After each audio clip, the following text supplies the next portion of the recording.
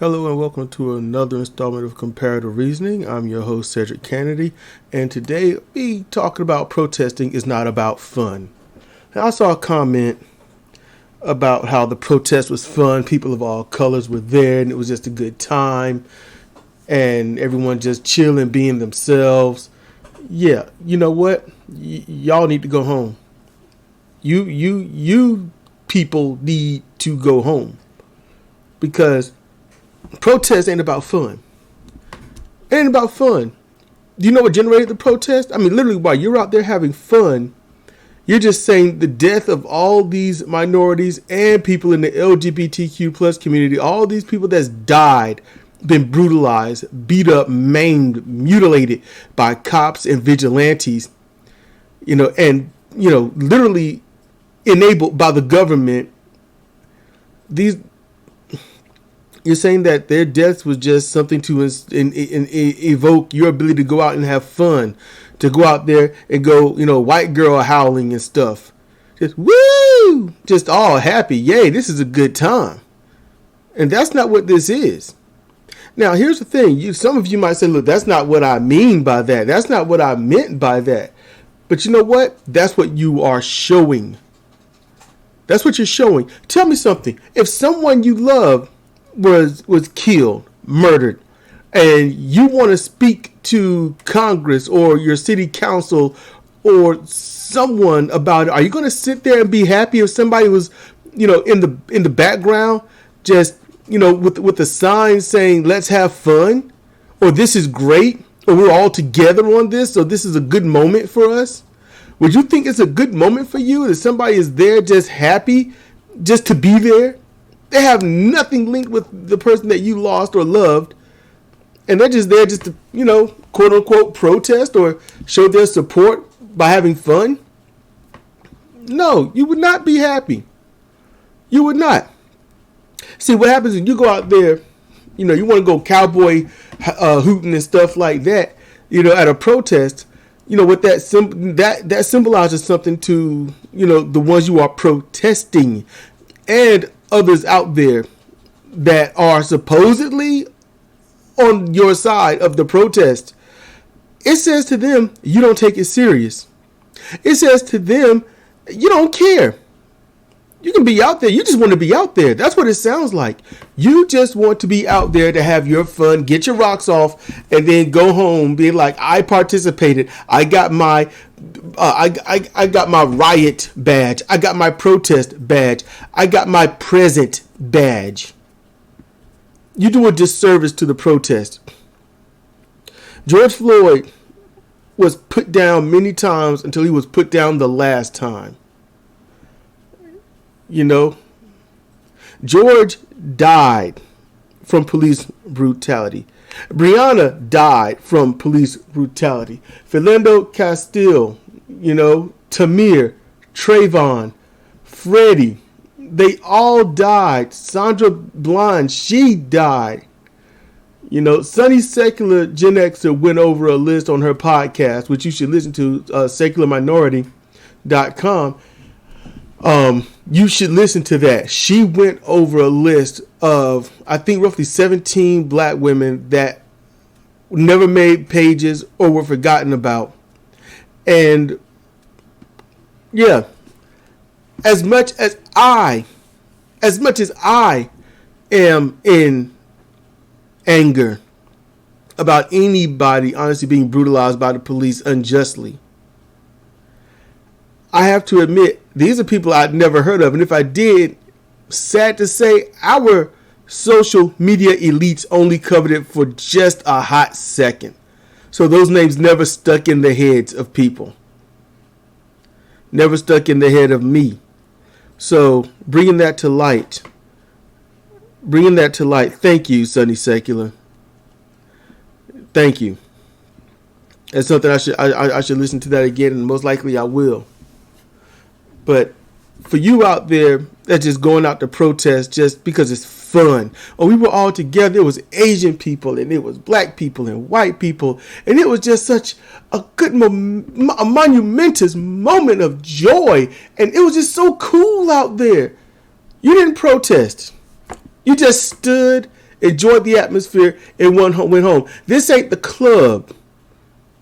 This ain't your whatever culture. This is real. And for the people that ain't real, get off the street. Get off the sidewalk. Get out the crowds. Go home. Because you're not helping. You're adding to the numbers, but you are really no filler. And that's the truth. You do a disservice to all of this work. To everything that it means. Because when you out there and woo and woo and all that crap, they just see that as, well, there's some yokels. They feel like they got a victory today. You know what? It's time to crack some heads. They don't care. They don't mean it. We're going to show what's up. And that's what the police do. The police weren't cracking down on people's heads during the riots and the protests at first. You know why? Because it was taken serious. And now everything is be extremely peaceable because the privileged then got in and got their voice. And their voice drowned out the entire point of this. See, at the point that anything like a protest can just explode into a riot, it makes people think twice. You see that beehive over there, and you're like, man, I want to go throw a rock at it. You're going to think twice because you know what the possible consequences are. And you got to wonder, if can you chuck that rock and throw and run away fast enough so the bees don't see that it's you or catch you in time before you can get to safety? Makes you wonder. You standing right there. Yeah, you want to hurt that beehive, but you know what's going to happen if you try. See, that's how it was at first.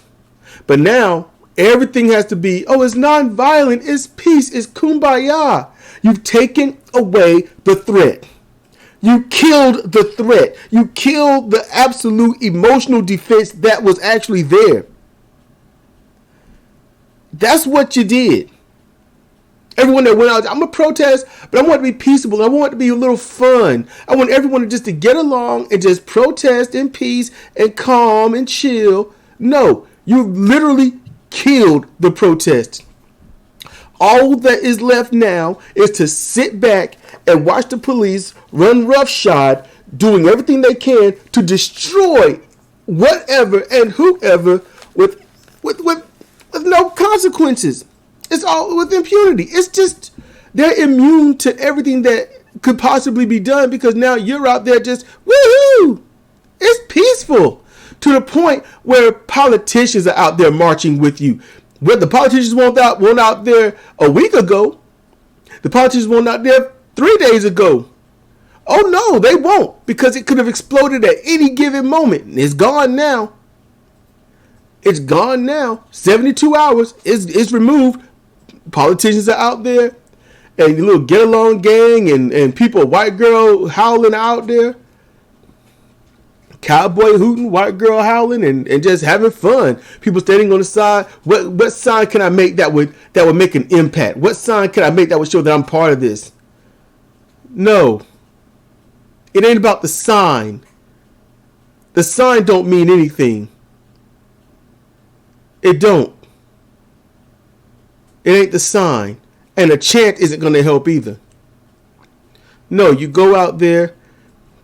You have maybe one big banner. You have maybe that one reasonable chant. But you show one thing. This country, this area, this city, this state, wherever you're protesting, nothing gets back on track until we get justice, until things change, until we get our way and you stop hurting us. That's what a protest is about.